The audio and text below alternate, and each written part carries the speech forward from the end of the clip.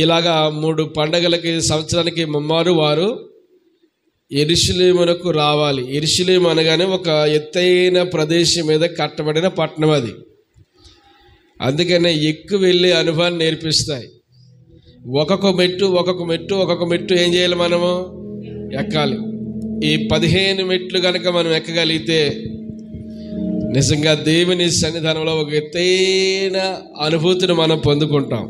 ఆమె ఎత్తైన శిఖరాన్ని, అగ్రస్థానాన్ని మనం సంపాదించుకుంటాం.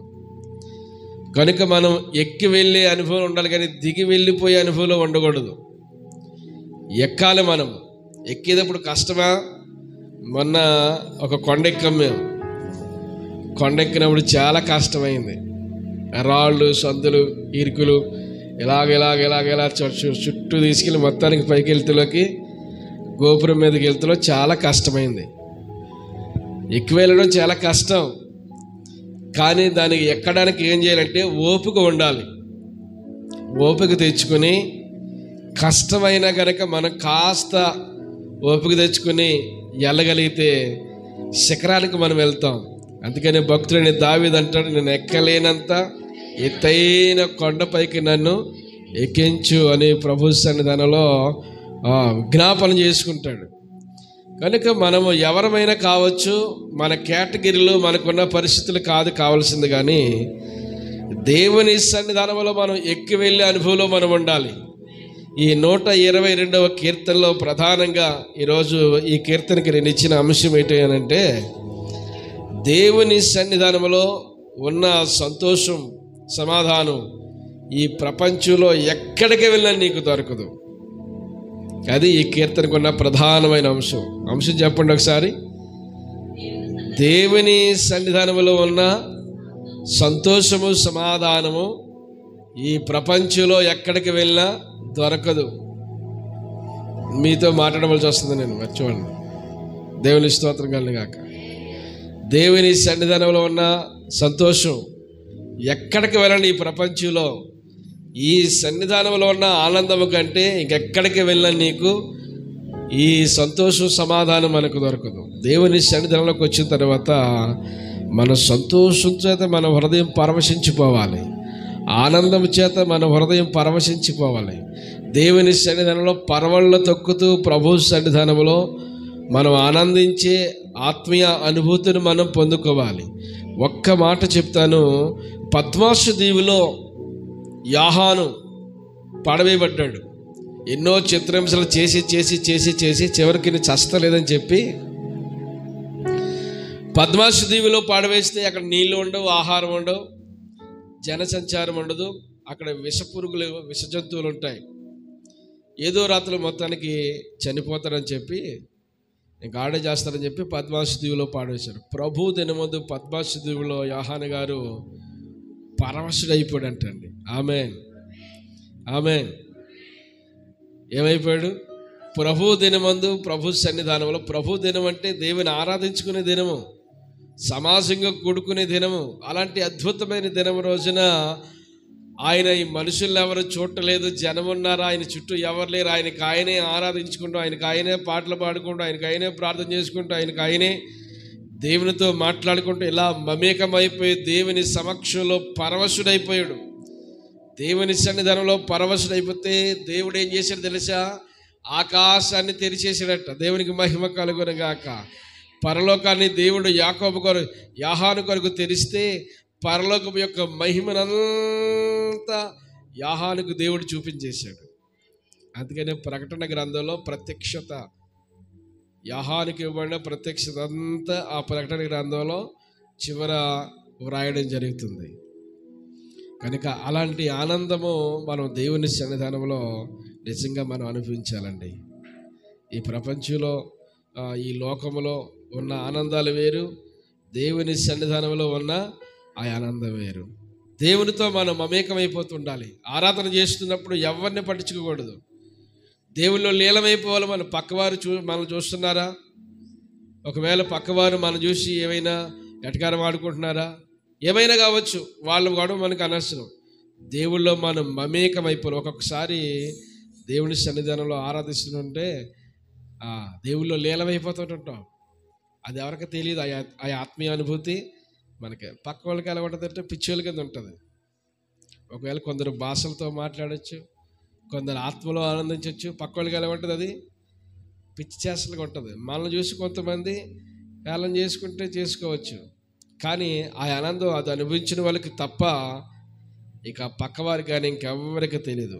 కనుక దేవుని సన్నిధానంలో ఆయన మనసు ఉంటుందంటండి. దేవునికి మహిమ కలుగునగాక.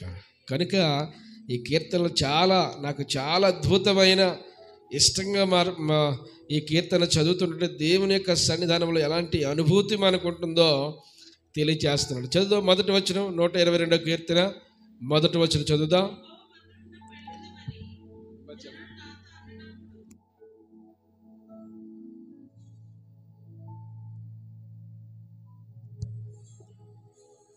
చదవండి. 122వ కీర్తన మొదటి వచనం.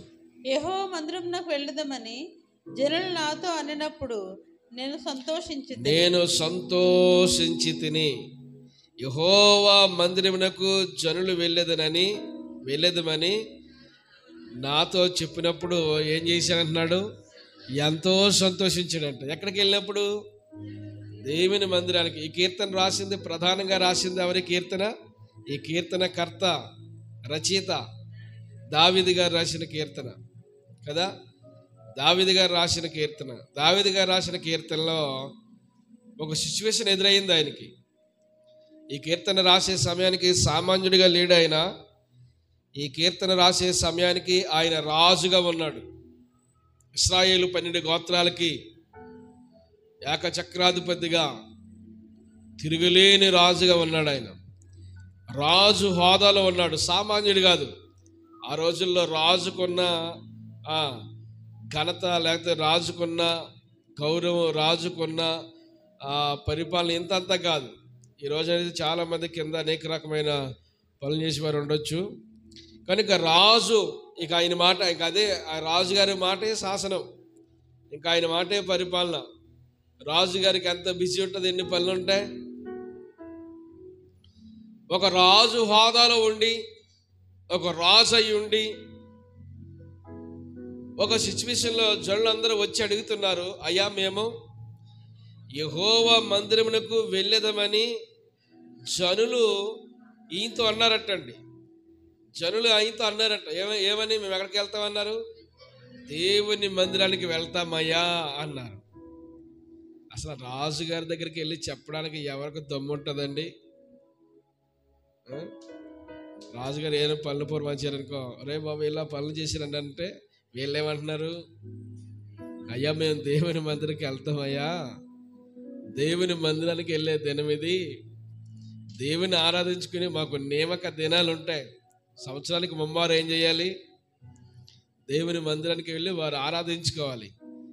నీవు మా మీద పెట్టిన బరువులకి, లేకపోతే ఇతరత్ర కార్యాలు చేసే సమయం కంటే దేవుని సన్నిధానంలో గడిపే ఆ సమయం చాలా అద్భుతమైంది. కనుక రాజా, మేము దేవుని మందిరానికి వెళతామయ్యా. స్తోత్రం కలుగుగాక. మందిరాన్ని ఎలా తప్పించుకోవాలని చూస్తలేదు వీళ్ళు. మందిరాన్ని ఎలా తప్పించుకోవాలని చూస్తలేదు. మందిరాన్ని విడిచి వెళ్ళాలనే ఆలోచన లేదు. లోకంలో ఎంజాయ్ ఉంది కదా, లోకంలో ఎంతో మనిషికి కావలసిన ఉల్లాసం, ఉత్సాహం అంతా ఎక్కడ ఉంది? మందిరం ఉంటుందా? బయట ఉంటుందా? బయట ఉంటుంది. కానీ వీళ్ళు ఏమంటారు? బయటికి వెళ్తామంటారా, మందిరానికి వెళ్తారంటారంటే మందిరానికి వెళ్తాం అయ్యా. మేమేం చేస్తామయ్యా? మందిరానికి వెళ్తాం. మందిరానికి వెళ్ళి ఏం చేస్తాం? మా దేవుణ్ణి మేము ఆరాధించుకుంటాం, మా దేవుణ్ణి మేము ప్రార్థించుకుంటాం అని చెప్పగానే రాజుగారు ఏ ఆటంకం చెప్పలేదండి. ఇంకొక రాజు అంటే రేపు పీకలు వేసిపోతే ఒక కొడుకని, నేను చెప్పిన పని చేయండి కానీ మీ ఇష్టం వచ్చినట్టు నాకు సలహాలు ఇస్తారేట అంటే ఎవడన్నా ఇంకొక రాజు అయితే, అంతే కదా. మాట్లాడేంటి? మరొక రాజు అయితే నా మాటకి, రాజు మాటకి ఎదురు చెప్తారా మీరు? అసలు మీరే పార్టీ వాళ్ళు నా ముందు నిలబడినాకే ఎవరక్కడ అన్నాడంటే చాలు, చుట్టూ వచ్చి బంధించి చీకటి కొట్టులో తీసిపోతారు. కానీ రాజుగారు అలాగాలి. ఈ రాజు అలాంటి వాడు కాదమ్మా. ఆమేన్. ఈ రాజు చాలా మంచివాడు. ఎందుకంటే ఈ రాజుగారి హృదయం ఎందుకు సంతోషించిందంటే, ఆయనకి దేవుని సన్నిధి అంటే ఈయనకి ప్రగాఢమైన మక్కువ ఎక్కువ.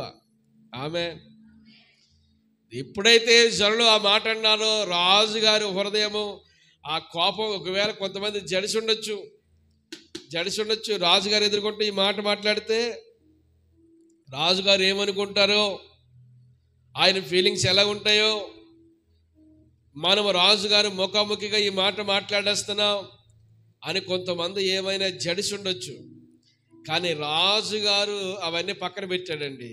పక్కన పెట్టి ఆయన హృదయంలో లోపల ఎంత ఆనందం, అదే చెప్తున్నాడు. యెహోవా మందిరమునకు వెళ్ళేదమని జనులు నాతో అనినప్పుడు నేను సంతోషించి తిని, దేవునికి మహిమ కలుగునుగాక. ఎంత సంతోషం, ఎంత ఆనందం. కనుక మనం దేవుని సన్నిధి కొరకై ఒక ప్రత్యేకమైన సమయాన్ని కేటాయించుకోవాలి. దేవుని మందిరానికి ఏ దుఃఖంతో వచ్చామో తెలియదు, ఏ వేదనతో వచ్చామో తెలియదు, ఏ సమస్యతో వచ్చామో తెలియదు. నీ సమస్య అంతా ప్రభుతో మాత్రమే చెప్పుకోవాలి. ఆయనే మన సమస్యల నుండి మనకు విడుదల ఇవ్వగలడు. నీ దుఃఖ దినాలన్నీ దేవుడు ఏం చేస్తాడో తెలుసా? సమాప్తం చేసేస్తాడు. దేవునికి మహిమ కలుగునుగాక. మన దుఃఖ నివారణ అన్న దేవుని సన్నిధికి వెళ్ళినప్పుడు దుఃఖము గురాలే వెళ్ళి దేవుని సన్నిధానంలో గోజాడి ప్రార్థించి మనోవేదన గలదై దేవుని సన్నిధిలో విజ్ఞాపన చేసి తన అవసరత, తన విన్నపం దేవునితో చెప్పుకుని నాటి నుండి దుఃఖముకురాలే ఉండడం మానేసిందంటండి ఆమె. ఎందుకో తెలుసా? నా దేవునితో నా అవసరత చెప్పుకున్నాను, నా దేవుడు నా అవసరత తీరుస్తాడు. మనుషులు మన అవసరత తీర్చలేరు. మనుషులు మనకు సహకరించే ప్రక్రియ అనుకుంటాం, కానీ అది ఎన్నటికీ జరగనిది. కనుక దేవునితో చెప్పుకుందాం. నాకు ఏ అవసరత అయినా ఒకే ఒక అలవాటు, దేవునితో చెప్పుకుంటాను అంతే. ఎంత భారమైన అవసరత అయినా, ఒకవేళ నాకు బాధ అయినా, నాకు దుఃఖమైనా, నాకున్న ఏదైనా సమస్యమైనా నా దేవునితో చెప్పుకుంటాను. ఆ అలవాటు నేను సేవలోకి వచ్చిన కాడ నుంచి ఈ అలవాటు నేను నేర్చుకున్నాను. దేవుని సన్నిధిలో ఎప్పుడైతే ప్రార్థించామో దేవుడు ప్రశాంతత దేవుడు ఇస్తాడు.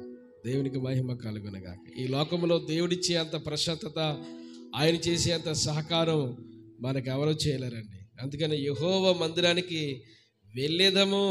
వెళ్ళేదము అని జనులంటే ఆయన హృదయం ఏమైపోయింది? సంతోషంతో నిండిపోయింది. కనుక జనులు కూడా ఎలాంటి తెగింపు వచ్చింది చూడండి. ఒకవేళ నేను ఎలాగంటున్నా, మీరేం బాధపడద్దు. ఏదైనా ప్రతికూలత సమయం మన ముందు వచ్చినప్పుడు ఇది నేను దేవుని ఆరాధించుకునే సమయం అని మనం చెప్పగలమా? దేవుని ఆరాధించుకునే సమయానికి నువ్వు ఇవ్వాల్సిన ప్రాధాన్యత ఎంతది, అది మనం చెప్పగలగాలి. ఎవరైనా వచ్చి అలా వెళ్దాం రాన్నారు, అప్పుడు ఏమనాలి? ఈరోజు దేవుని ఆరాధించుకునే సమయము, నా దేవునితో గడిపే సమయం. నా దేవుడు నా కొరకు ఎదురు చూస్తూ ఉంటాడు. అవునా? నా కొరకు ఏం చేస్తాడు దేవుడు? ఎదురు చూస్తా. ఎక్కడా? దేవుని మందిరంలో. నా బిడ్డ ఇంకా రాలేదేంటి? అయ్యో, ఈ మంచి మాట నా బిడ్డ ఉంటే ఎంత బాగుండు అని దేవుడు కొన్ని మార్లు, కొన్ని మంచి మాటలు పోతున్న సమయంలో దేవుడు ఖచ్చితంగా బాధ కలిగి ఉంటాడు మన విషయంలో. కనుక దేవుని సన్నిధిని విడిచి మనం ఎక్కడికి వెళ్ళొద్దు. దేవుని సన్నిధి ఒక ఆశీర్వాదపు నిలయం. అందుకనే ప్రపంచంలో ఎక్కడున్నా కానీ, ఎక్కడెక్కడ తిరిగినా కానీ ఎక్కడికి వచ్చేస్తారు వీళ్ళు? యెరూషలేము వచ్చేస్తారండి. కురేనియా ఆ ప్రాంతం నుండి, అది లిబియాగా పిలువబడుతుంది, ఇప్పుడు ఆఫ్రికా ఖండంలో ఉంది. ఎక్కడికి వచ్చాడు? అక్కడి నుంచి యెరూషలేము వచ్చాడు. సుమారుగా 900 మైళ్ళు యెరూషలేముకుని కురేనియాకని. 900 మైళ్ళు. 900 మైళ్ళు అంటే 900 కిలోమీటర్ల. 2 మైళ్ళు కలిపితే 3 కిలోమీటర్లు వస్తుంది. అర్థమైందా? అప్పుడు ఎన్ని కిలోమీటర్లు వస్తుంది? చాలా వస్తుంది కాదు, చాలా వస్తుంది, నాకు తెలుసు. దేవునికి స్తోత్రం కలుగుగాక. హల్లెలూయా. ఈ 900 మీద ఇంకో 300 వేసుకోండి దానికి పైగా. 1200 అవుద్ది, అంతేనా? చూసారా ఎంత సుదీర్ఘమైన ప్రయాణం చేసి హైదరాబాద్ మనకి ఇక్కడికి ఎంత 450 460 500 కూడా రాదు.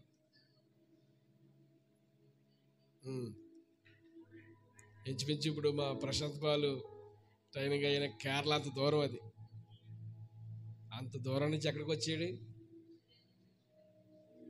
ఎడకమ్మా ఇంత దూరం వచ్చాడు. రవాణా విమానంలో వచ్చాడు అనుకుంటున్నావా? మరి ఈ కాలం సుమారు ఇక్కడికి రావడానికి ఎన్ని నెలలు పడుద్దో, యెరూషలేము రావడానికి ఎన్ని నెలలు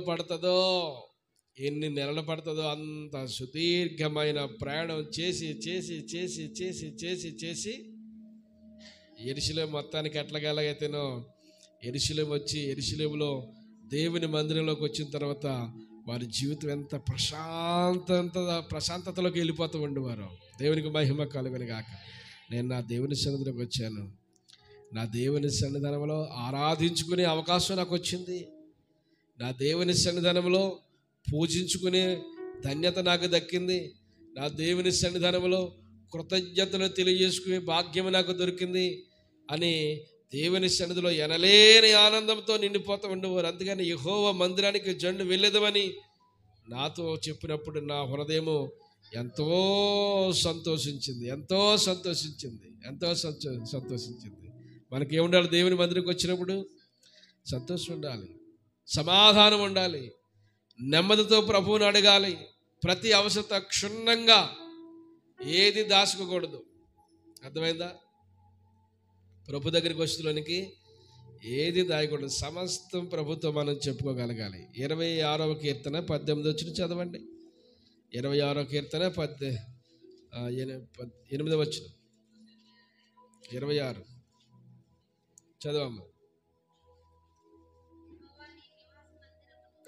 చూడండి, దావీదు కీర్తన, ఈ కీర్తన కూడా ఆయన చెబుతున్న మాట, యెహోవా నీ నివాస మందిరమును, నీ తేజో మహిమ నిలుచు స్థలమును నేను ప్రేమించుచున్నాను. ఏం ప్రేమిస్తున్నాడు ఆయన? యెహోవా యొక్క నివాస మందిరమును. ఆమేన్. దేవుడుండే స్థలమును ఆయన దావీదు ప్రేమిస్తున్నాడంట. ఏం ప్రేమిస్తున్నావు? దావీదు యొక్క జీవితంలో దావీదుని అడగండి, అయ్యా నీకు నీ జీవితంలో నీవు అత్యధికంగా ప్రేమించే స్థలం ఏదని అడగండి దావీదుని. దేవుని మందిరమనే చెప్తాడు. ఆమేన్, ఆమేన్. మనం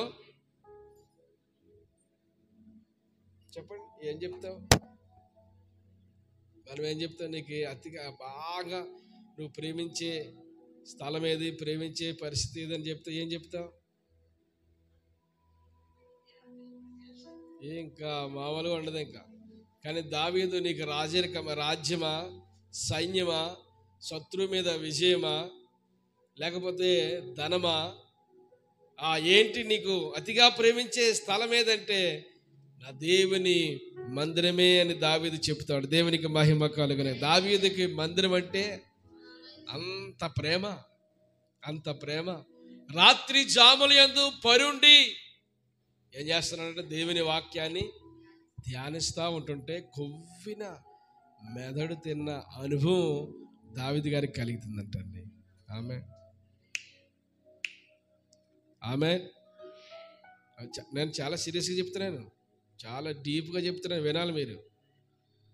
ఎంతమంది లేరని నేను పై మాటలు చెప్పడానికి ఇష్టపడతాను. చాలా డీప్గా చెప్తున్నాను. మీరు కూడా ఏం చేయాలి? డీప్గా వినాలి. ఆమేన్.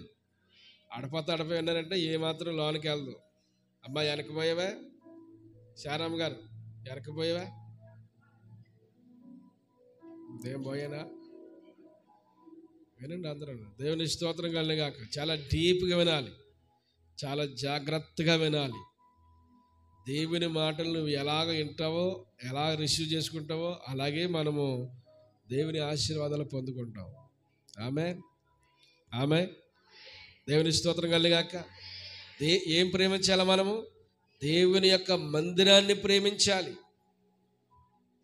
దేవుని మందిరం మీద ప్రగాఢమైన ప్రేమ మనకు ఉండాలి. అందుకని మనకి ఏ కష్టం వచ్చినా మనకి జ్ఞాపకం రావాల్సింది దేవుని మందిరం. ఏ సంతోషం వచ్చినా మనం పంచుకోవాల్సింది దేవుని మందిరం. అన్ని సందర్భాల్లో మన అవసరతలు తీర్చేది దేవుని మందిరం. అందుకని దేవుని మందిరం దినానికి 7 మారులు దావీదు దేవుని సన్నిధిలో గడిపే సమయం. స్తోత్రం కలిగాక. దినానికి 7 మారులు అంటండి. ఎంత అద్భుతమైన ప్రాధాన్యత దేవుని మందిరానికి. అందుకని దావీదుకి అలవాటు ఉంది కనుకే దేవుని మందిరానికి వెళ్తామంటే ఎంత ఎవరైనా దేవుని మందిరానికి వెళ్తారండి అమ్మ ఎందుకు మత మాటని అంటారు. మనం దేవుని మందిరానికి వెళ్దామండి, టైం అయిపోయింది, పాస్టర్ గారు ప్రార్థన చేసిన వెంటనే వెళ్ళిపోవాలంటే ఆగు కొంచెంసేపు వెళ్దాం, వెంటనే వెళ్ళిపోవాలా? కొంతమంది ఎవరో అన్నారట, వారం మారకుండా వెళ్ళిపోవాలా ప్రార్థనకే అంటున్నారట. పాస్టర్ గారు ఏమైనా అంటాడా? పాస్టర్ గారు ఏమనంటే నేను చూసుకుంటాను. ఏమన్నా పాస్టర్ గారి కోసమా దేవుని కోసమా? మనం దేవుని కోసం. నేనేమన్నా ఈరోజు భూమి మీద ఉన్నా, రేపు చెప్పండి, ఆ మాట పూర్తి చేయండి. అంతే కదా, ఎవరమైనాని అంతే కదా. మనుషులు ఏపాటి వాళ్ళు ఆవిరి వంటి వారు. ఈరోజు ఉండి రేపు కనిపించేవారు. ఈరోజు మన కంటికి కనిపించిన వారు ఒకవేళ రేపు కనిపించకపోవచ్చు. అందుకని ఈరోజు చూపించవలసిన ప్రేమ ఏం చేయాలి? ఈరోజు చూపించేయాలి. దేవునికి స్తోత్రం కలిగాక. అందరూ దేవునికి స్తోత్రం చెబుదా, మరొకసారి దేవునికి స్తోత్రం చెబుదా. కనుక మన జీవితం దేవుని సన్నిధానంలో యథార్థమైన భావజాలాలు కలిగి ఉండాలి. అపోస్తుల కార్యాల గ్రంథము 2వ అధ్యాయము 46వ వచనంలో వారు అనుదినము అనే మాట కనిపిస్తుంది. అపోస్తుల కార్యాలు 2వ అధ్యాయము 46వ వచనంలో అనుదినము వారు దేవాలయము విడువక ఇంటింటను రొట్టె విరిచిట చెందును. వారు ఏం చేస్తున్నారు? దేవుని సన్నిధానంలో కూడుకుంటున్న అనుభూతిని వారు ఆడ పంచుకుంటున్నారు. చదవమ్మా. ఏ మనసుకులై మరియు వారు ఏక మనసుకులై ప్రతి దినము దేవాలయంలో తప్పగా కూడుకుంటూ ఇంటింటా రొట్టె విరిచిటయు దేవుని స్తుతించు ప్రజలందరి వలన దయ పొందిన వారై నిష్కపటమైన హృదయముతోనూ ఆహారం పుచ్చుకొని ఉండిరి. దేవునికి మహిమ కలుగును గాక. ప్రజలందరి వలన ఏం పొందారో తెలుసా? దయ పొందుకున్నారు. ఆమేన్. ఏం చేస్తున్నారంటే వారు ఏక మనసుకులై ప్రతి దినము దేవాలయంలో తప్పగా కూడుకుని వారంటండి. చూసారా? నాకు ఒక ఆశ ఉంది. ఆ ఆశ మీరు తీరుస్తారో తీర్చడం. ప్రతిరోజు దేవుని సన్నిధిలో ప్రార్థన జరగాలని. జాగ్రత్త. దేవుని స్తోత్రం. అనుదినము వారు ఏం చేసి తప్పగా కూడుకునేవారంటండి. అంటే ఎంత బాధ్యత చూడండి. వారు టైం షెడ్యూల్ ఎలా చేసుకునేవారో, ఎలా ఆహారం ప్రిపేర్ చేసుకునేవారు, ఎలా తినేవారో తెలియదు, కానీ మొత్తానికి అనుదినము తప్పగా వారు దేవాలయంలో కూడుకుంటూ ఉండేవారు. దేవుని సన్నిధి నిష్కపటమైన హృదయం అంటే నిష్కపటమైన హృదయం. ఎప్పుడు కూడుకున్న ప్రజలందరి కొరకు ప్రార్థన చేస్తూ ఉండేవారు. దేవునికి మహిమ కలుగును గాక. అందుకనే ప్రజలందరి వల్ల ఏం పొందుకున్నారు? దయ పొందుకున్నారు. అందుకని నేను ఎప్పుడు ప్రార్థన చేసినా మన గ్రామం అంతటి కొరకు, నన్ను తిట్టుకున్నా కానీ మన గ్రామం అంతటి కొరకు నేను ప్రార్థన చేస్తూనే ఉంటాను. మన సంఘస్థులందరి కొరకు, మన కుటుంబాలన్నిటి కొరకు ప్రార్థన చేస్తూనే ఉంటాను. అలాగే అన్ని సంఘాల గురించి ప్రార్థన అది మన బాధ్యత. అది మన బాధ్యత. ఏమంటే మనం చేయవలసిన పని ఏంటి? దేవుడు మనకి ఎందుకు పిలిచాడు? మనల్ని ఎందుకు ఈ పని అప్పగించాడు? ఉన్నంత కాలము లోకములో తిరుగుతూ త్రాగుతూ ఇలా గడిచిపోతే ఇక దేవుని యొక్క కార్యాలు మనం ఎప్పుడు నెరవేర్చిన వారు అవుతాం. వారు అనుదినము దేవాలయంలో ఏం చేస్తున్నారు? తప్పగా. అమ్మా ఎలాగా? తప్పగా తప్పించుకుని. కొంతమంది తప్పించుకుని పోయేవాళ్ళు ఉంటారు. దేవుని సన్నిధి అంటే తప్పించుకుని అనేక రకాలైన కారణాలు ఏమైనా చెప్పొచ్చు, ఆ కారణాలన్నీ పక్కన పెట్టండి. దేవుని సన్నిధికి ఇచ్చే ప్రాధాన్యత మాత్రమే మనము మనసులో ఉంచాలి. మరి దేవుని సన్నిధి యెహోవా మందిరానికి జనులు వెళ్ళేదమని నాతో అన్నప్పుడు నా హృదయము ఎంతో సంతోషించిందంటండి. ఆమె ఈ 40 దినాలు సంతోషంగా భావించుకుంటున్నారా, అయితే భారంగా భావించుకుంటున్నారా? సంతోషం, నాకైతే చాలా సంతోషంగా ఉంది. నాకున్న షెడ్యూల్ అంతా, నాకున్న ఇదంతా పక్కన పాడేసి దేవుని సన్నిధిలో గడపాలని, వాక్యం ధ్యానించాలని, ఎక్కువగా నాకు దేవుని వాక్యాన్ని ఎక్కువగా ధ్యానించాలి, ఎక్కువగా దేవుని వాక్యాన్ని నేర్చుకోవాలి. ఆ దేవుని మాటలే సమాజానికి, అనగా సంఘానికి, సమాజానికి పంచాలి. నాకు చాలా ఆశ అండి. మనం ఏదన్నా 2-3 కూర్చుంటే ఏదో పిచ్చపాటి మనం మాట్లాడుకుంటుంటాం. దానికంటే దేవుని సన్నిధిలోకి వచ్చి వాక్యం ధ్యానించుకుంటూ ఉంటుంటే ఆ మధురానుభూతి వేరేగా ఉంటుంది. కొన్ని మార్లు ఆహారం తినడమే మర్చిపోతాను, ఆకలే మర్చిపోతాను. పాస్టమ్ గారు ఒక్కొక్కసారి ఆవిడ మర్చిపోయి 11 గంటలకు ఆకాశం టిఫిన్ చేయడానికి, ఆవిడ పనులు ఆవిడ మర్చిపోయి దాన్ని మర్చిపోతాను. రాత్రుల్లో ఒక్కొక్కసారి అలా మర్చిపోయినట్టే 1 గంట అయిపోద్ది ఒక్కొక్కసారి. ఆ అనుభూతి వేరేగా ఉంటుందండి. దేవుని వాక్యంలో, దేవుని సన్నిధానంలో ఆయన వాక్యాన్ని ధ్యానిస్తూ, ఆయన వాక్యాన్ని వింటూ ఉంటుంటే ఆ అనుభూతి వేరే. పౌలు గారు దేవుని వాక్యాన్ని మాట్లాడుతూ ఉండగా అర్ధరాత్రి వరకు విస్తరించి మాట్లాడంటండి.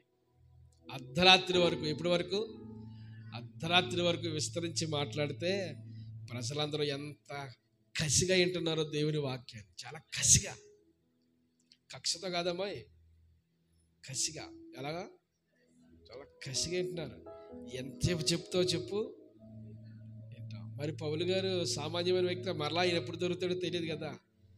ఏమండి, ఐతుక్ అనే ఒక వ్యక్తి, యవనస్తుడు, అతడు నిద్ర భారంతో జోగి, ఇలా జోగి, అలా జోగి, అలా జోగి, ఇలా జోగి అటు పడ్డాడు. అలాగా అది 3వ ఫ్లోర్, 3వ అంతస్తు నుండి కింద పడితే ఏమవుతాడు? నిద్ర ఎంత పని చేసిందో చూడు. యోనా గారు వాడు అడుగు భాగానికి వెళ్ళి పడుకుంటే వాడ నావికుడు జనులందరూ వచ్చి కాళ్ళు చేతులు పట్టుకుని ఓపెన్ 1 2 3 అని పారేశారు. అందులో కాళ్ళు చేతులు కట్టి ఇది నామి గురించి వచ్చింది, అందులో పారాను. అలాగే నిద్ర కిడుకులు వచ్చి ఒక్కొక్కరు సాగు పెట్టి అలా పాడేగానే ఏం చేసింది తెలుసు కదా, ఆ స్టోరీ మనందరికీ తెలుసు కదా. నిద్ర చాలా భయంకరమైంది. కనుక ఆ నిద్ర అయిన వ్యక్తి ఎంత యవనస్తుడైనా కానీ ఏమైపోయాడు? ప్రాణాలు కోల్పోయాడు. మరలా దేవుని కృప ఏంటో పౌలు గారు ప్రార్థన చేస్తే మరలా వ్యక్తి బ్రతికాడండి. దేవునికి మహిమ కలుగునుగాక. అందరు దేవుని స్తోత్రం చెబుదాం. కనుక దేవుని సన్నిధానములో ఏమని తెలుసా? ఎనలేని సంతోషము, సమాధానము మనకు దొరుకుతూ ఉందని మనం నమ్మాలి. దేవుని మందిరములో మాత్రమే, దేవుని మందిరానికి మాత్రమే మనం ప్రాధాన్యత ఇచ్చేవారిగా మనము మార్చబడదుముగాక. 2వ విషయాన్ని మనం జ్ఞాపకం చేసుకుంటే, 2వ విషయాన్ని 2వ వచనంలో వెళ్తే అక్కడ యెరూషలేమా మా పాదములు నీ గుమ్మములో నిలుచుచున్నవి. చదవమ్మా. యెరూషలేమా మా పాదములు నీ గుమ్మములో నిలుచున్నవి. చాలు. యెరూషలేమా మా పాదములు నీ గుమ్మములో ఏం చేస్తూ ఉన్నాయి? నిలుస్తూ ఉన్నాయి. అంటే ఇప్పుడు ఈ వచనానికి మీరు ఏమి రాసుకుంటారంటే, 2వదిగా 12 గోత్రాల వారు పరిపూర్ణులు కావాలంటే వారు దేవుని మందిరములో ఉండాలి. లేకపోతే దేవుని మందిరంలో మాత్రమే మనం పరిపూర్ణులు కాగలం. అలా రాసుకోండి. దేవుని మందిరంలో మాత్రమే మనం ఏం కాగలం?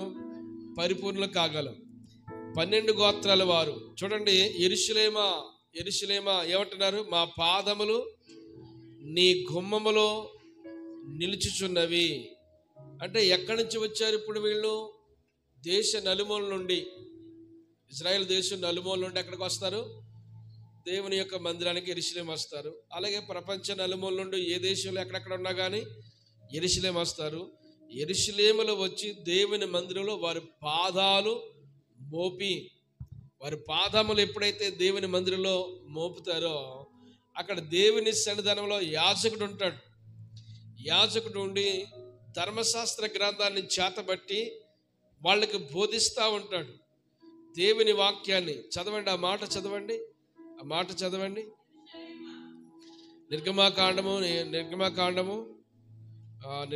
అక్కడ ముమ్మారు రావాలని ఉంది. నిర్గమాకాండం వద్ద దగ్గర ద్వితీయోపదేశ కాండము 6వ అధ్యాయం 5వ వచనం చదువుదాం. 6వ అధ్యాయం 5వ వచనం చదువుదాం. నీ పూర్ణ హృదయముతోను, నీ పూర్ణ ఆత్మతోను, నీ పూర్ణ శక్తితోను నీ దేవుడైన యెహోవాను ప్రేమించాలి. ఎవరు ప్రేమించాలి? నీ దేవుడైన యెహోవాను నీ పూర్ణ ఆత్మతో పూర్ణ శక్తితో నువ్వు ప్రేమించాలి. అందుకనే నిర్గమకాండము 34:22 వచనంలో రాయబడిన మాట ఏంటంటే, సంవత్సరానికి ముమ్మారు వీళ్ళందరూ కలిసి దేవుని మందిరానికి రావాలి. దేవుని మందిరానికి వచ్చిన తర్వాత దేవుని మందిరంలో వారి పరిపూర్ణమైన మనసుతో ప్రభువుని ఆరాధించాలి. అది దేవుని యొక్క చట్టము, పరిపూర్ణమైన. ఎందుకని నీ దేవుని ఆరాధించేటప్పుడు ఎలాగా? నీ పూర్ణాత్మతోను, నీ పూర్ణ హృదయంతో, పూర్ణ మనసుతో నీ దేవుడైన యెహోవాను ప్రేమించాలి. నా పూర్ణ మనసుతో ఆరాధింతును, సేవించేదల్ ఆరాధన ఆరాధన ఆరాధన. దేవుణ్ణి ఆరాధించేటప్పుడు ఎలాగా? పూర్ణ మనసుతో, పూర్ణ హృదయంతో, నీ పూర్ణ శక్తితో దేవుణ్ణి ఆరాధించాలి. మన పూర్ణ అంటే సకసక హృదయమా, పరిపూర్ణమైన హృదయమా? దేవుని మందిరంలో మనం పరిపూర్ణంగా మార్చబడుదుముగాక. అందరూ దేవుని స్తుతులు చెబుదాం. 31వ అధ్యాయము 11వ వచనము, అదే ద్వితీయోపదేశ కాండము 31వ అధ్యాయం 11వ వచనం చదవండి.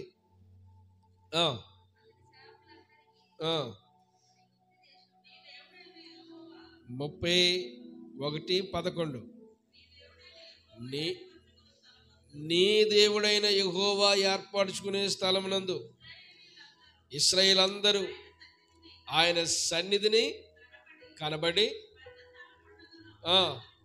ఆచరించినప్పుడు, పర్ణశాల పండుగ ఆచరించినప్పుడు ఇశ్రాయేలు అందరి ఎదుట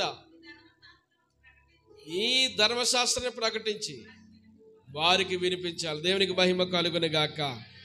ఈ నలుమూల నుండి ప్రజలందరూ యెరూషలేము మందిరానికి పోగు చేయబడ్డప్పుడు, ఈ పర్ణశాల పండుగలో, కోతకాల పండుగలో, పస్కా పండుగ ఆ దినాల్లో చేర్చబడ్డప్పుడు యాజకుడు ఏం చేయాలి? ధర్మశాస్త్ర గ్రంథాన్ని ప్రజలందరూ ఎదుట చదివి వినిపించి ఈ ధర్మశాస్త్ర గ్రంథాన్ని ప్రజలకు బోధించాలి. ఆమేన్. ధర్మశాస్త్ర గ్రంథాన్ని ప్రజలకు బోధిస్తే ధర్మశాస్త్ర గ్రంథంలో ఉన్న విధులు, ధర్మశాస్త్ర గ్రంథంలో మంచివి అన్ని మంచివి ఉన్నాయి, చెడ్డవి ఉన్నాయా? చాలా మంచివి ఉంటాయి. పొరుగువానిది ఏది ఆశించకూడదు, అబద్ధ సాక్షి పలకూడదు, పొరుగువాని ఇల్లు ఆశించకూడదు, వ్యభిచారం చేయకూడదు, దొంగతనం చేయకూడదు, నరహత్య చేయకూడదు. ఇంక ఇలాంటివి ఏమి చాలా ఉన్నాయి ఇందులో, ఒక్కొక్కటి. ద్వితీయోపదేశ కాండంలో 20 అధ్యాయం నుంచి చూసుకుంటే అన్ని ఆజ్ఞలే. ఎవరితో మనం ఎలాగ ఉండాలో, ఏ విధమైన ఆ రిలేషన్ ఎలాగ ఉండాలో ప్రతిదీ చాలా క్రమముగా చెప్తూ వచ్చాడు. కనుక ఈ విధులన్నీ ధర్మశాస్త్ర గ్రంథంలో రాయబడిన విషయాలన్నీ కూడా యాజకుడు ఏం చేయాలి? ప్రజలకు చెప్పాలి. ప్రజలు చెప్పినప్పుడు ఆ దేవుని మందిరంలో వారి పాదాలు దేవుని మందిరంలో నిలిపినప్పుడు వారి జీవితాలు సరి చేసుకుంటూ పరిపూర్ణతలోనికి నడిపించబడతా ఉండేవారు. దేవునికి మహిమ కలుగును గాక. హల్లెలూయా. కనుక మనము మన పూర్ణ హృదయంతో, పూర్ణాత్మతో ఏం చేయగలగాలి? మన ప్రభుని ఆరాధించగలగాలి, సేవించాలి. అందుకని మనము ఈనాడు ఇప్పుడు క్రొత్త నిబంధనలు ఉన్న మనము ఎఫెసీ పత్రికలో 4వ అధ్యాయం 13వ వచనం చదివితే, 4వ అధ్యాయం 13వ వచనం చదవండి. వెంటనే నేను చెప్తే కానీ చదివిస్తే నాకు సహాయం చేసిన వాళ్ళు, మేలు చేసిన వాళ్ళు అవుతారు. చూసారా, పరిశుద్ధులు ఏమవ్వాలి? సంపూర్ణలగునట్లు క్రీస్తు శరీరము ఏం పొందాలి? క్రీస్తు శరీరము క్షమాభివృద్ధి చెందుటకును పరిచర్య ధర్మము జరుపుటకును ఆయన కొందరిని అపోస్తులుగాను, కొందరు ప్రవక్తలుగాను, సువార్తికులుగాను, కాపర్లుగాను, ఉపదేశకులుగాను ఆయన నియమించాడు. దేవునికి మహిమ కలుగునుగాక. ఎలా నియమించాడంట? అపోస్తులుగాను, ప్రవక్తలుగాను, సువార్తికులుగాను, కాపర్లుగాను, ఉపదేశకులుగాను కొందరు నియమించాడు. ఎందుకు? క్రీస్తు సంఘము క్షేమాభివృద్ధి పొందాలి. ఆమేన్. క్రీస్తు సంఘము క్షేమాభివృద్ధి పొందాలి. పరిశుద్ధులు ఏమవ్వాలి? పరిపూర్ణతలోకి నడిపించబడాలి. ఏమంటే మన పరిశుద్ధత ఏం పనికిరాదు. దేవుని వాక్యం ద్వారానే మనం పరిపూర్ణులుగా మనం తీర్చబడాలి. దేవునికి మహిమ కలుగునుగాక. మన జీవితము పరిపూర్ణతలోకి నడిపించబడాలంటే వాక్యము ద్వారా మన ఉతక స్నానం చేయబడాలి. అపోస్తులు అపోస్తులు కొందరు, ప్రవక్తలు కొందరు, సువార్తికులు, కాపరులు, అలాగే బోధకులు. ఎందుకు వీళ్ళందరూనే? ఎవరికి ఇచ్చిన ఆధిక్యత, ఎవరికి ఇచ్చిన పరిధి, ఎవరికి ఇచ్చిన వాక్య జ్ఞానాన్ని బట్టి, ఆ దేవుడిచ్చిన పనిని బట్టి ఏ విధమ చేతనైనా క్రీస్తు సంఘము క్షేమాభివృద్ధి పొందాలి. దేవునికి మహిమ కలుగునుగాక. అందుకనే వాక్యము చేత ప్రతిరోజు మనము ఏం చేయాలి? ఉతకబడాలి. ఉతికి స్నానం చేయాలంట. ఉతక స్నానం చేయబడాలి. ఆమేన్. డొల్లు స్నానం కాదు. డొల్లు స్నానం చేస్తారు పిల్లలు, తెలుసా? స్నానం చేసారు 2 చెవులు ఇలాగ వేసుకుంటారు. ఈ ఏం తోముకోరు, మొత్తం అంతా తోముకోవాలి, మరి మురికి బావాలి. కొంతమంది ఏం చేస్తారు? డొల్లు స్నానం చేస్తారు. ఆయన ఎవరో స్నానం చేయకుండా షెడ్డు కొట్టుకు వెళ్ళిపోతారంట. ఇంకా భయంకరం కదా. ఒక పక్కన ఒకసారి వేసుకుంటే మరో పక్క మార్చుకుని రెండోసారి వేసుకుని ఆ బట్టలు వేసుకుని పోతాడంటే ఇంకొక ఆయన ఎవరో. ఏమండి మరి కంపురాదా?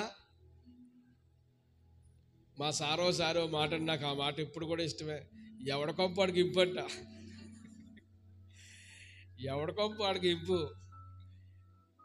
నా కంపు గురించి ఆలోచించగానే నీ దగ్గర కంపు అర్థం చూసుకుంటామని. కొంతమంది అంటే ముఖం కడుక్కుండానే తినేసి వాళ్ళు కూడా ఉంటారు అనుకోండి. అదో రకమైన ఆనందం ఆడికి కానీ వాళ్ళకి కానీ ఇంకెవరికి తెలియదు. అది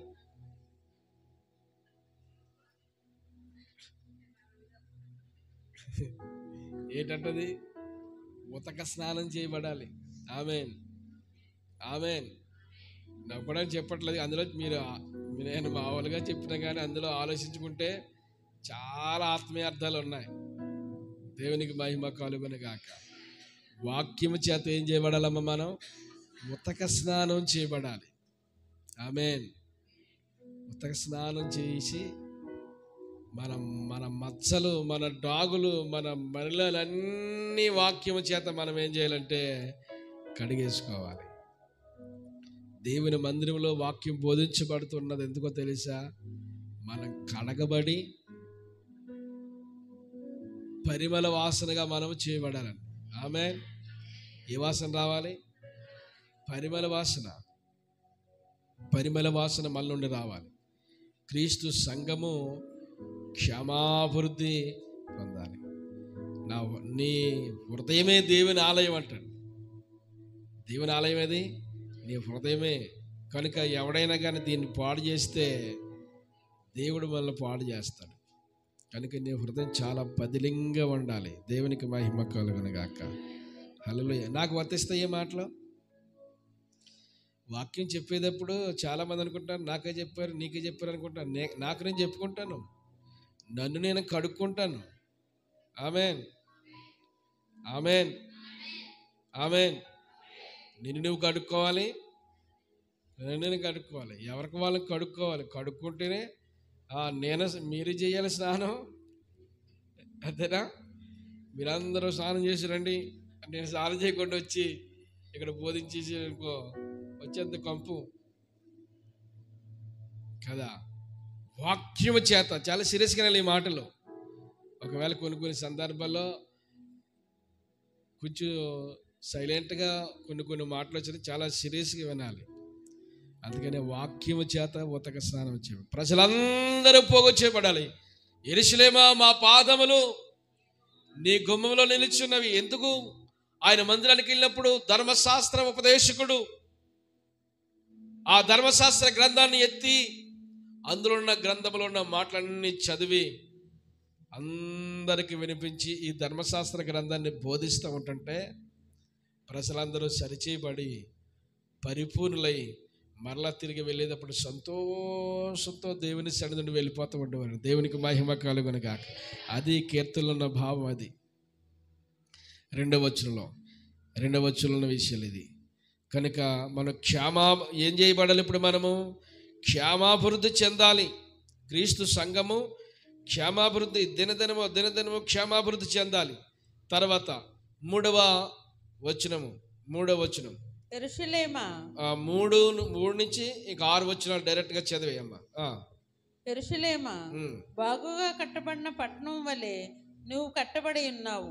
ఇశ్రాయేలీయులకు నియమింపబడిన శాసనములను బట్టి యెహోవా నామమునకు కృతజ్ఞతాస్తుతులు చెల్లించుటకై వారి గోత్రములు, యెహోవా గోత్రములు అక్కడికి ఎక్కి వెళ్ళెను. అచ్చట న్యాయం తీర్చుటకై సింహాసనములు, దావీదు వంశముల సింహాసనములు స్థాపింపబడి ఉన్నవి. యెరూషలేము యొక్క క్షేమం కొరకు ప్రార్థన చేయుడి. యెరూషలేమా, నిన్ను ప్రేమించి వారు వర్ధిల్లుదురు. దేవునికి మహిమ కలుగును గాక.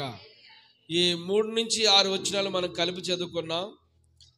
ఇప్పుడు ఈ 3వ వచనం నుంచి 6వ వచనం వరకు మీరు 3వ పాయింట్ రాసుకుంటే 12 గోత్రాల వారు ప్రభుకి కృతజ్ఞతలు తెలుపుటకు అక్కడికి ఎక్కి వెళ్ళిరి. ఎక్కడికి? యెరూషలేమునికి. 12 గోత్రాల వారు కృతజ్ఞతలు తెలుపుటకు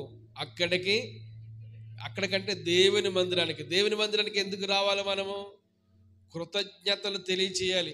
దేవుడు మన జీవితంలో చేసిన మేళ్లను జ్ఞాపకం చేసుకుంటూ, దేవుడు మనకిచ్చిన ఆధిక్యతను మనం జ్ఞాపకం చేసుకుంటూ, ఆయన సన్నిధానంలో కృతజ్ఞత భావం కలిగి ప్రభు సన్నిధికి రావాలి. మనం ఎక్కి వెళ్ళే అనుభవాన్ని ఈ 3 వచనాలు మనకు నేర్పిస్తాయి. ఏ అనుభవం మనకు కావాలి? ఎక్కి వెళ్ళే అనుభవం. ఈ 12 గోత్రాల వారు లేక ఇతరత్ర ప్రాంతాల్లో ఉన్నవారు ఎక్కడున్నా కానీ ఎక్కడికి వెళ్తారు? యెరూషలేము యొక్క మందిరానికి వెళ్తారు. ఎక్కి వెళ్తారా, దిగి వెళ్తారా? ఎక్కి వెళ్తారు. కనుక దేవుని మందిరానికి ఎక్కి వెళ్ళే అనుభవంలో మనం ఉండాలి. పైకి ఎక్కే అనుభవం ఉండాలి. పై అనుభవంలో మనం ఉండాలి. ఇందాక చెప్పాను కదా, పేతురు గారు మధ్యాహ్నం రామారామి 12 గంటల సమయానికి భోజనం సిద్ధపరిచే సమయానికి వాళ్ళు భోజనం ఇంకా సిద్ధపరుస్తున్న కొంచెం టైం ఉందని చెప్పి మిద్ది మీదకి ఎక్కి ఆయన ప్రార్థన చేస్తూ ఉన్నాడంటండి. ప్రార్థన చేస్తూ ఉంటుంటే ఆకాశం తెరవబడింది. ఒక 4 చెంగులు వంటి దుప్పటి ఒకటి ఆయన దగ్గరికి అలా దింపబడుతూ ఉంది. ఆ దుప్పట్లో చతుష్పాద జంతువులు అంటే మొత్తం ఈ భూమి మీద ఉన్న జంతువులన్నీ, అందులో తినగలిగిన ఉన్నాయి, తినలేని ఉంటాయి, చాలా ఉంటాయి, అన్నీ అందులో ఉన్నాయి. ఇదేంటి ప్రభా, ఇన్ని ఉన్నాయి, నాకెందుకు ప్రభా అని అంటే, వాటిని చంపుకొని తినుము అని ఒక స్వరం ఆయనతో మాట్లాడుతున్నాడు. అంటే ఆయన అర్థం చేసుకున్నాడు.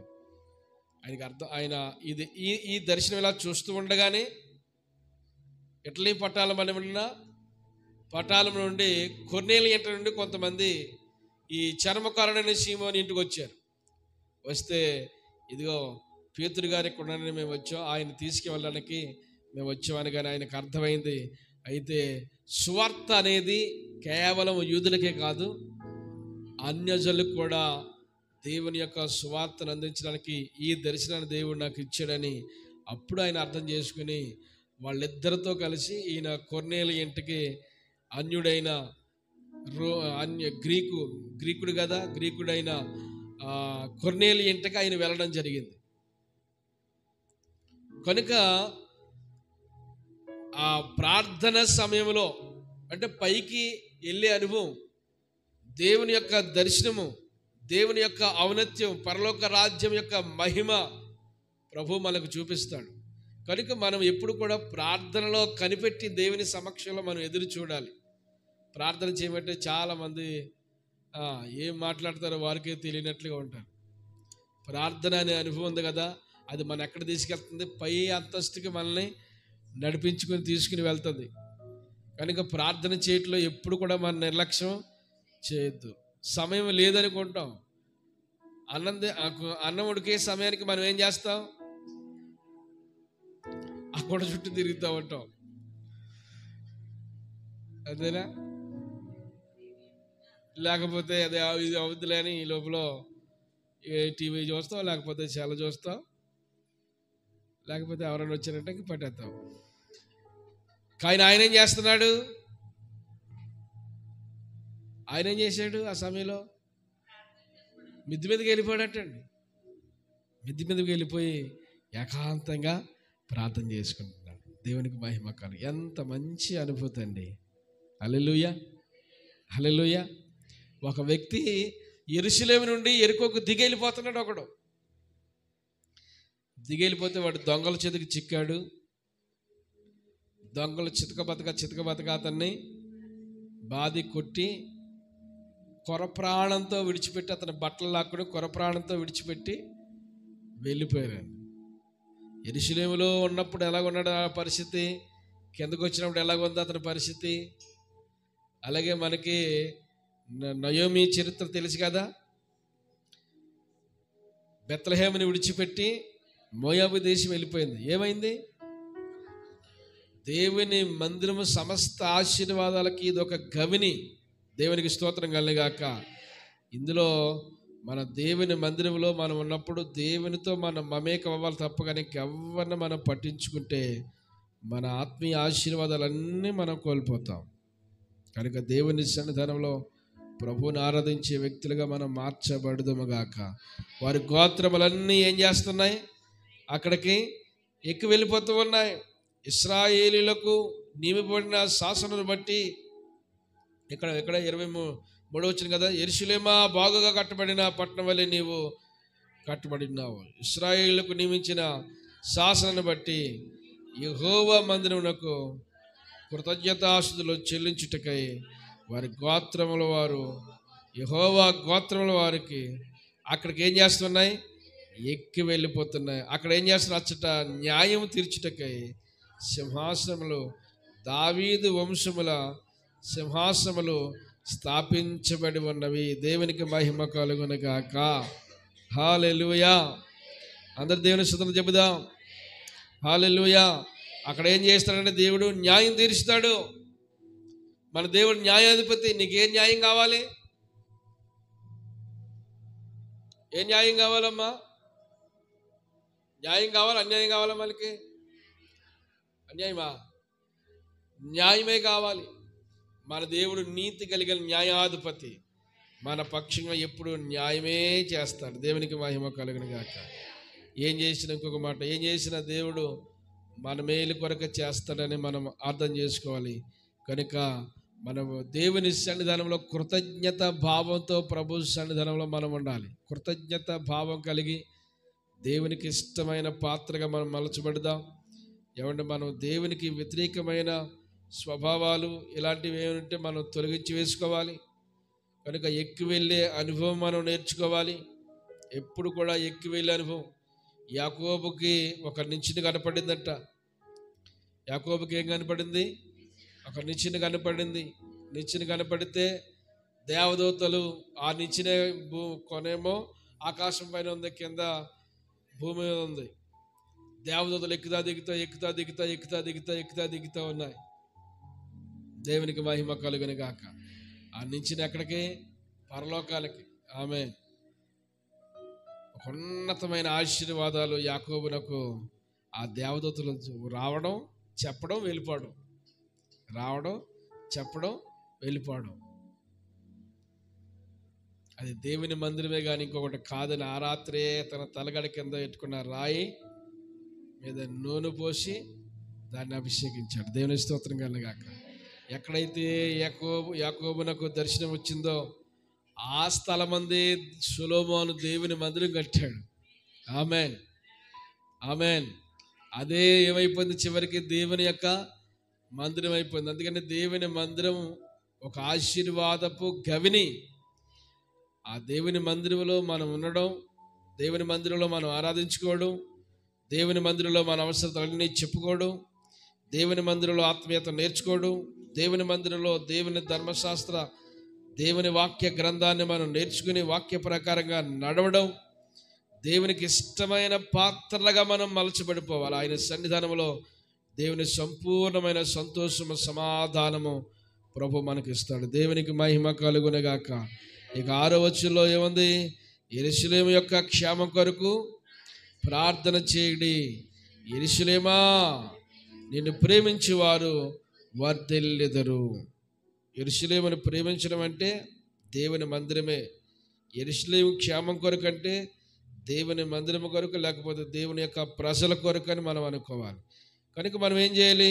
యెరూషలేమును ప్రేమించేవారు, యెరూషలేము అంటే మందిరం, మందిరాన్ని మనం ప్రేమించాలి. మొదట్లో మనం చెప్పుకున్నాం కదా, దేవుని మందిరాన్ని ప్రేమించాలి. దేవుని మందిరంలో దేవుని మనసు ఉంటుందంటండి. ఎవరన్నారు ఆమేనని? దేవుని స్తోత్రం కలుగాక. దేవుని మందిరంలో ఏముంటుంది? దేవుని యొక్క మనసు ఉంటుంది. ఆమేన్. దేవుని సన్నిధానంలో మనం ఏ చిన్న మాట పలికినా కానీ ఆ మాట వ్యర్థంగా పోనేటంటుంది దేవుడు. ఆ విశ్వాసం మనలో ఉండాలి. నా దేవుని సన్నిధికి వచ్చాను, నా దేవుని సన్నిధిలో నా మనవులన్నీ చెప్పుకున్నాను, ఆయన నా ప్రార్థన విన్నాడు, నా ప్రార్థనకి ఆయన జవాబు ఇస్తున్నాడు అనే విశ్వాసంతో మనం తిరిగి వెళ్ళిపోవాలి. స్తోత్రం వెళ్ళగాక.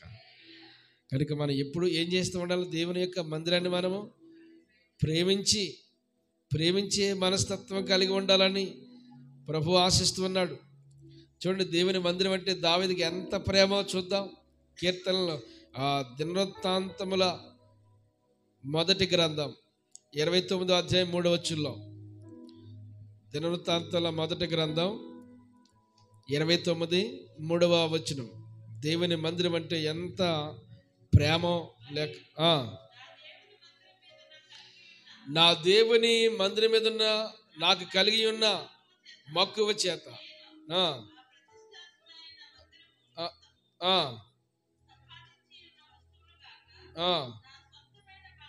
ఆయన సొంత అయిన బంగారము వెండి దేవునికి మహిమ కలుగునుగాక. దేని నిమిత్తం? దేవుని మందిరం మీద ఉన్న మక్కువ. ఆమేన్, ఆమేన్, ఆమేన్. దేవుని మందిరం మీద ఏముండాలి? మక్కువ ఉండాలి. మీరు అలా ఉంటుండగానే దేవుని మందిరంలో ఏమేమి కావాలో మీకు కొన్ని అలా పనిచేస్తూ ఉండాలి. హలో, మీరు ఎలా ఉంటుండగానే ఏం చేయాలి? మీ కొన్ని దేవుని మందిరంలోకి ఏముంటే బాగుంటుంది, ఏముంటే బాగుంటుంది అనే ఒక ఆలోచన వచ్చేయాలి మనకి. ఇప్పుడు దేవుని మందిరం మీద మనకి ఏముండాలి? ప్రగాఢమైన మక్కువ. హలో, మక్కువ ఉండాలి మనకి. దేవుని మందిరం మీద మక్కువ ఉండాలి. అందుకనే నా దేవుని మందిరం మీద ఉన్న మక్కువ చేత ఇవన్నీ నేను సంపాదించాడంటాడు. ఎన్ని సంపాదించాడో, సంపాదించినవి కాక నా సొంతమైన వాటిలో కూడా ఇంకా నేను దేవుని మందిరానికి వస్తున్నాను. ఎంత మక్కువ అండి దేవుని మందిరం అంటే ఆయనకి. అందుకే దేవుని మందిరాన్ని ప్రేమించి వారు ఏం చేస్తారు? వర్ధిల్లిపోతారు. దేవుని పరిచర్య పట్ల ఉన్న ఆ మక్కువ ఉంది కదా, ఆ ప్రేమ ఉంది కదా, ఆసక్తి ఉంది కదా, వారు వర్ధిల్లిపోతారు. దేవుని మందిరంలో ఉన్న ఆసక్తి ఉంది కదా, వారు వర్ధిల్లుతారు. అందుకని ఆకు వాడక తన కాలమందు ఫలమిచ్చు చెట్టు వలె. మరో చోట దేవుని మందిరంలో పచ్చని ఒలీవ మొక్కల వలె, ఆమేన్, పచ్చని ఒలీవ మొక్కల వలె దేవుడు మన జీవితంలో అద్భుతమైన కార్యాలు చేస్తాడు. కనుక ఆయన మందిరం బాగుందనుకోండి, మనం బాగుంటాం. పరిచర్యకి ఏ విధమైన ఆటంకంగా మనం నిలవద్దు. దేవుని మందిరం అంటే కేవలము ఈ గోళ్ళే అనుకున్నారు కనుక. సంఘం అంటే బిల్డింగ్ కాదు, సంఘం అంటే మనమే సంఘం. ఆమేన్, ఆమేన్. దేవుని స్తోత్రం కలిగాక. మనం దేవుని మందిరంలో ఒక ప్రేమ కలిగిన వ్యక్తులుగా ఉండాలని ప్రభు ఆశిస్తున్నాడు. దేవుని మందిరం మీద దావీదుకున్నది ఏంటో తెలుసా? ఎంత మక్కువ. అందుకనే 84వ కీర్తన 10వ వచనం నుంచి కూడా చదువుదాం. 84వ కీర్తన 10వ వచనం కూడా చదువుదాం.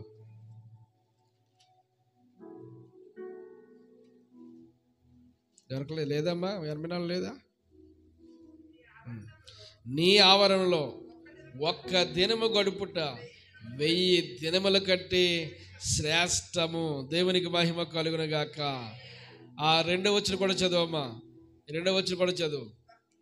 ఈ 2వ వచనం, యెహోవా మందిరావరణను చూడవలని నా ప్రాణము ఎంతో ఆశపడుతున్నది, అది సొమ్మసిల్లుచున్నది.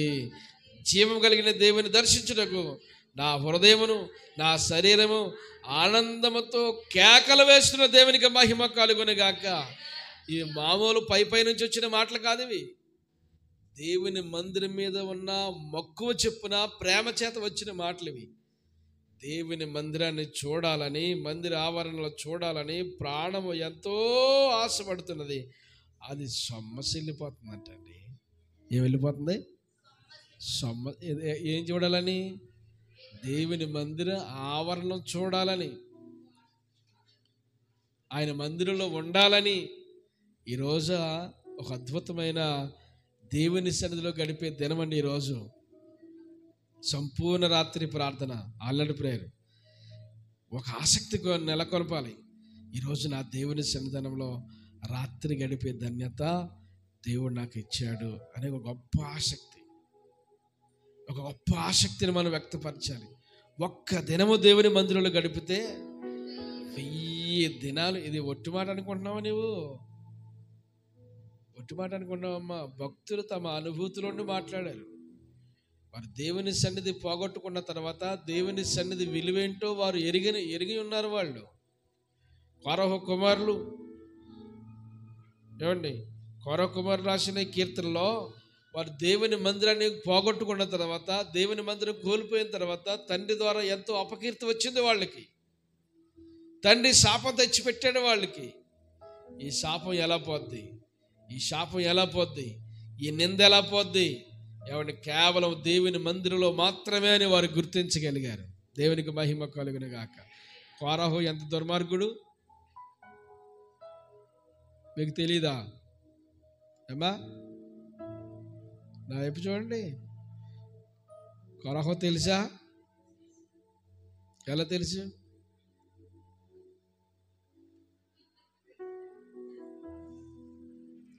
ఎలా తెలుసమ్మా? ఏం చెప్తారు? ఎలా తెలుసంటే ఏం చెప్తారు ఆయన గురించి? మోషే నాటి కాలంలో మోషే మీద తిరుగుబాటు చేసిన వాడు. అరణ్యంలో 200 మందిని మోషేకి వ్యతిరేకంగా లయం చేశాడు. 250 మందిని. కోరహు ఒకడు, కోరాకు కుడి పక్కన ఒకడు, ఎడం పక్కన ఒకడు, అభిరామ దాతాను.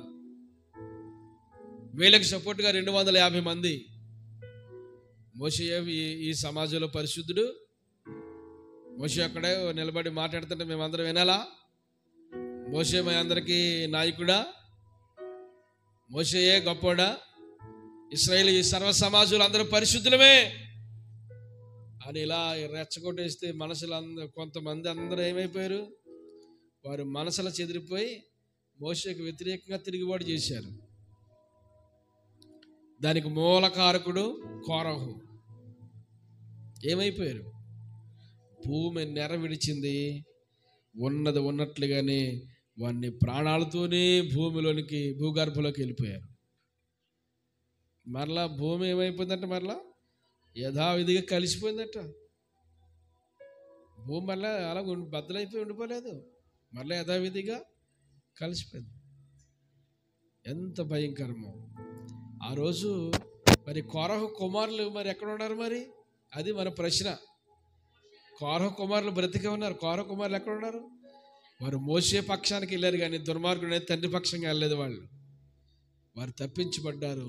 ఈరోజు చరిత్రలో వారు రాసిన కీర్తన మనం చదువుకుంటున్నాం. దేవునికి మహిమ కలుగును గాక. అందుకని నీ మందిరాన్ని చూడాలని, నీ మందిర ఆవరణ చూడాలని నా ప్రాణం ఎంతో ఆశపడుతుంది. అది సమస్యలు జీవగల దేవుని దర్శించుటకు నా హృదయము, నా శరీరము ఆనందముతో కేకలవే. ఎంత అద్భుతమైన మాట! నా హృదయము, నా శరీరము ఆనందముతో, హృదయము శరీరము ఆనందముతో కేకలేస్తుంది దేవుని మందిరంలో ఉండాలని. ఎందుకు అంతటి పాకులాట దేవుని మందిరం అంటే? అందుకే దేవుని మందిరం ఒక ఆశీర్వాదపు నిలయం, దేవుని మందిరం ఒక ఆశీర్వాదపు గవిని. ఒక్క దినము గడిపితే, అందుకని ఎన్ని దినాలు పోగొట్టుకున్నారో దేవుని మందిరాన్ని వాళ్ళు. అందుకని ఒక్క దినము ఒక్క మాట చాలు, ఒక్క మాట చాలు, ఒక్క మాట చాలు ప్రభు,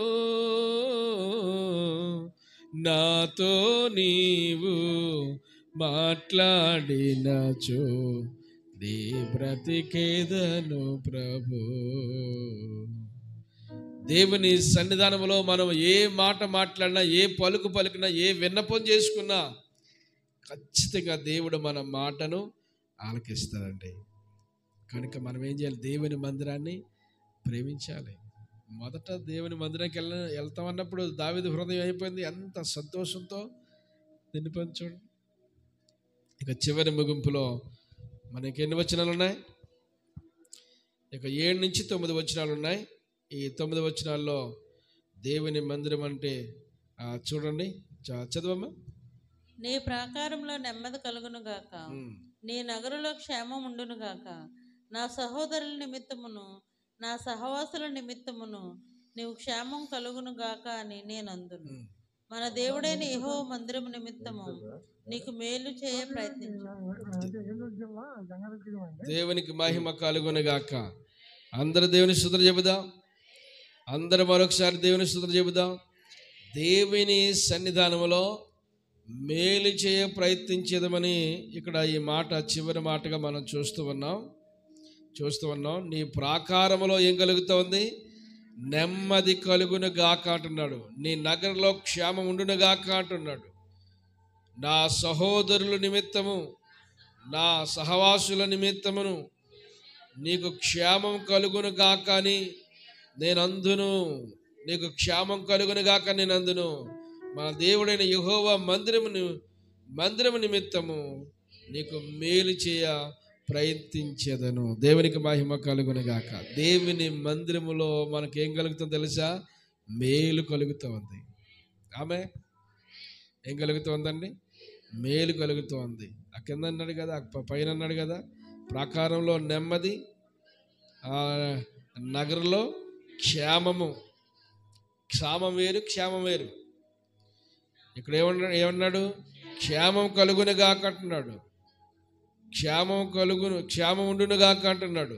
నా సహోదరుల నిమిత్తము, నా సహవాసుల నిమిత్తమును నీకు క్షేమం కలుగును గాక నేను అందునని చెప్పి మన దేవుడైన యెహోవా మందిరం నిమిత్తమును నీకేం చేస్తానంటున్నాడు? మేలు. ఆమేన్.